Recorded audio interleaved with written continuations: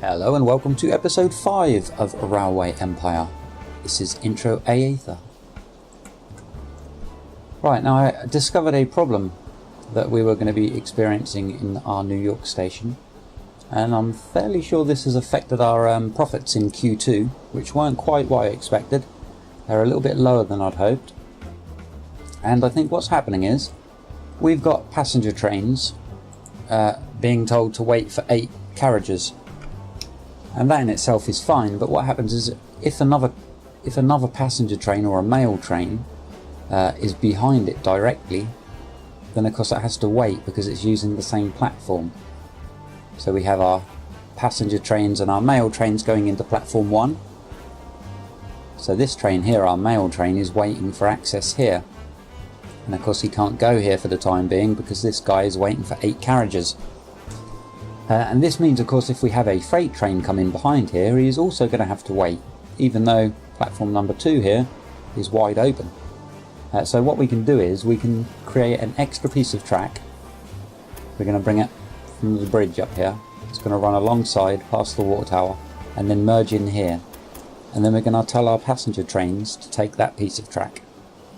And so when we have a passenger train here who's loading, the next passenger train will wait on this side piece of track, leaving the main piece of track free for the freight to go into platform number 2. We're going to have the same problem down in Baltimore as well. There is another solution, and that's to tell these guys not to bother waiting around for 8 carriages. But even then, if you've got a passenger train and then another passenger train or another mail train that's using that same platform directly behind it, you're still having this unnecessary waiting when you've got a free platform.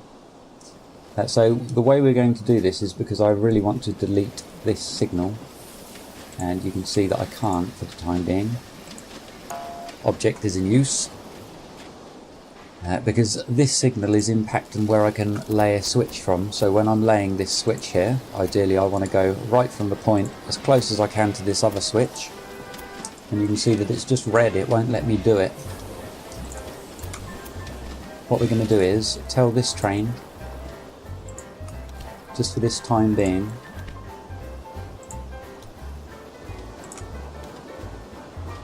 to not wait for 8 carts, and then he'll start moving. So we can unpause. Here's off. This guy should then take his place. Alright, and now we can pause it again.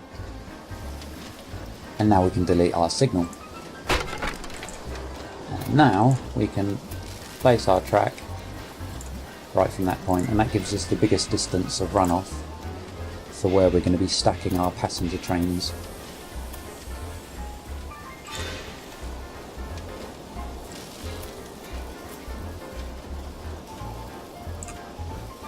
So there we go.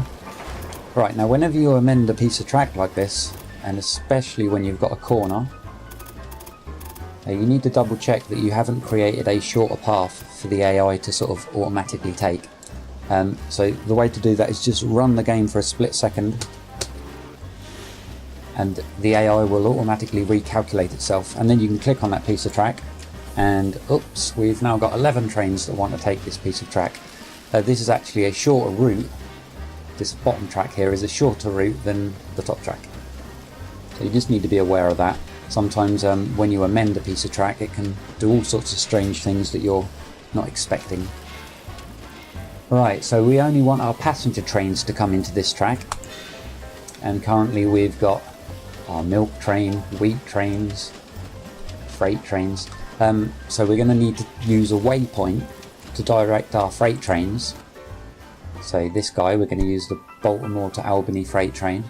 I'm going to set up a rail line and edit it. Now when it comes to this piece of track here, we're going to add a waypoint just by clicking on this track, and then we're going to make sure that we position this waypoint in the correct position.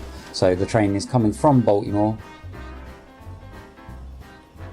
to Albany, so it needs to go in that waypoint is in between Baltimore and Albany, and not after Albany. So we're going to use this little arrow, move it up, and you'll see all of a sudden that the bottom piece of track here becomes free, and our train uses the 2 tracks at the top. Just like that. So we're going to confirm that. And once again, this means that the freight trains will take this track, and the passengers and the mail trains will take this track. So if the passenger or mail train is waiting for somebody loading in platform 1 and platform 2 is free, the freight train can still make its way into platform 2. Ideally you have these runoffs much longer, long enough to accommodate 2 or 3 trains, and we will eventually be redesigning this bridge, and we will also be doing that down in Baltimore. Right, so now I've explained that, I'm going to go through all of the rest of these trains and just set those routes up. I'll put that into a quick time lapse and I'll see you in a minute.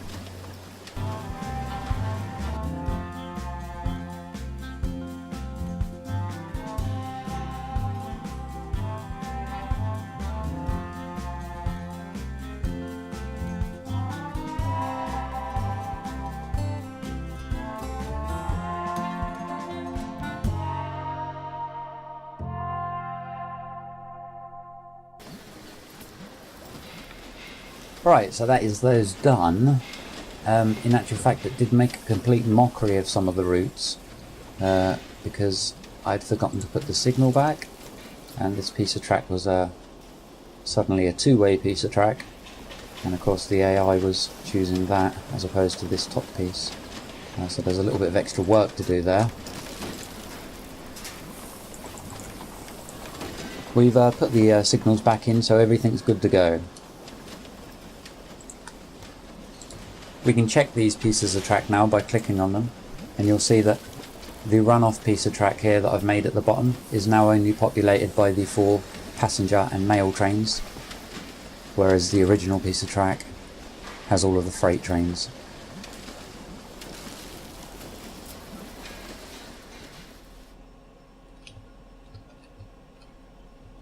Right, so we're really going to want to do the same thing down at Baltimore now.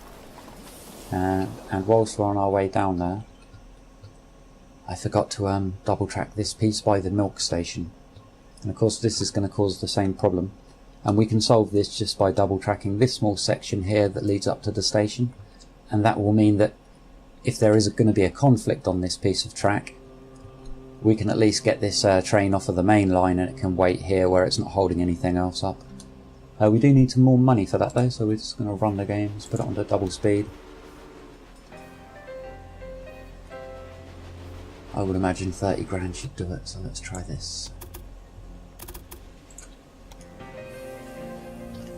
So we're going to make use of this bit of track we laid here now.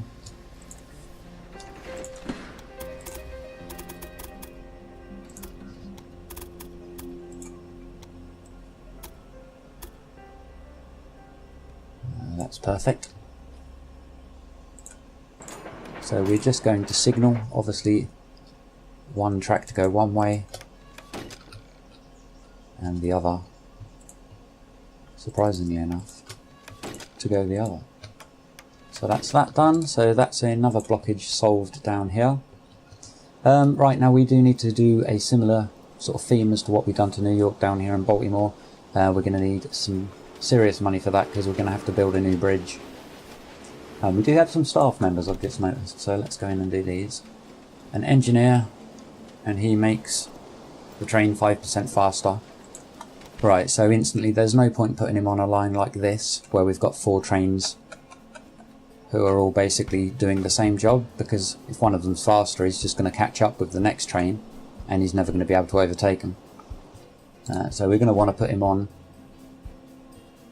a line where the train can have can make use of it. Something like this wheat train that goes all the way up to Albany. That one's not consistently going to be stuck behind the same train time and time again, because it'll be merging in and out of the main line. So we can add... What staff member was I looking at there? Alright, it's an engineer. So we can add our engineer, and we will also add the stoker as well, because the stoker's the same thing.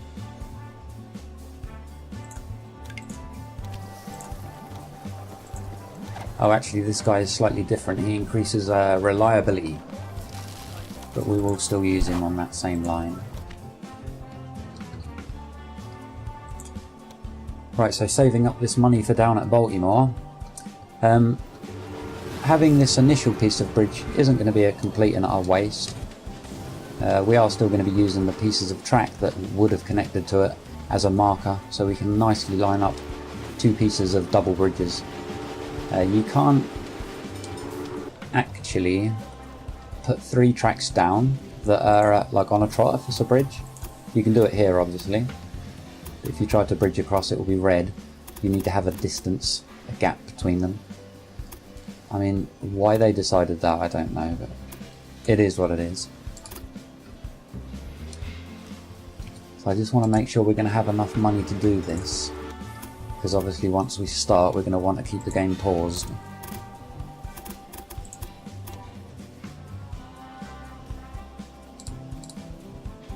Just as an indication, let's see how much it is to get across the bridge anyway.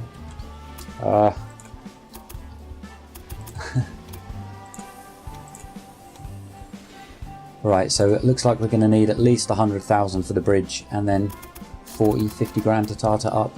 So we're going to need 150k. Let's run the game for a minute.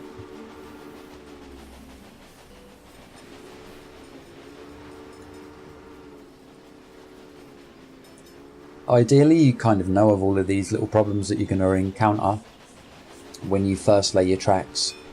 Like, had I have done this before and then re-recorded, I would have, you know, been aware of it.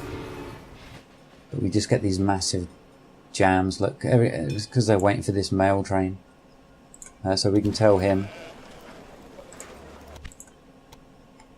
at Baltimore not to wait for 8 carriages.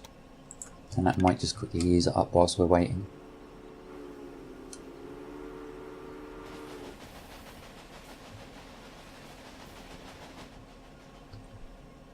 You can just see how New York is running. May the strongest person win.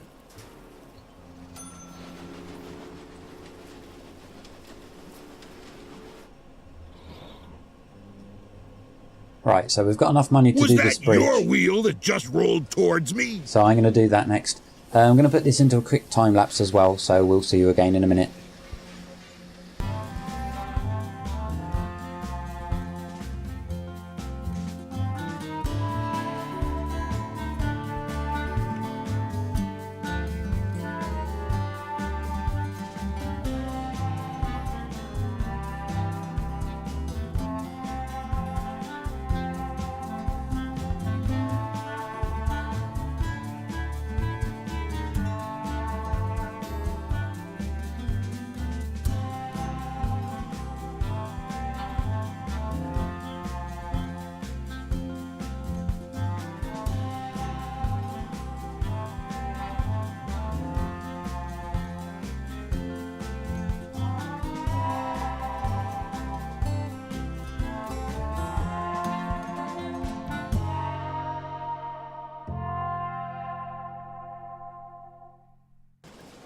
Okay, so we finally got there. That was a complete and utter mission. Unfortunately, we didn't quite have enough space here between the edge of the station and where the bridge was beginning to kind of keep things standard. So we had to take this approach. It was the only way I could figure to do it, and it was literally the very last pixels worth of movement that we had in there where we could fit this piece in. But it's all sorted now, so we've got the same situation as New York. The passenger trains and the mail trains will dock into this lay-by, and then if platform 2 is free, it will allow the freight train to overtake it and utilise the platform. We will eventually double track this side as well and have a sort of similar theme going on, and I think to do that we're probably going to have to reposition the station. And talking of repositioning the stations, I also noticed when I placed this station up here, I put it in a terrible position. It really should be, because of the contour here, it should be at least leaning towards it, like this position, or be more central or further across towards the river. You do want to leave enough distance between the edge of the platform and the river so you can get 2 switches in. Right now, obviously I've amended the track down here at Baltimore, so we're just going to quickly time lapse while I go through all of the train settings again. and just make sure that they're all using the correct bit of track.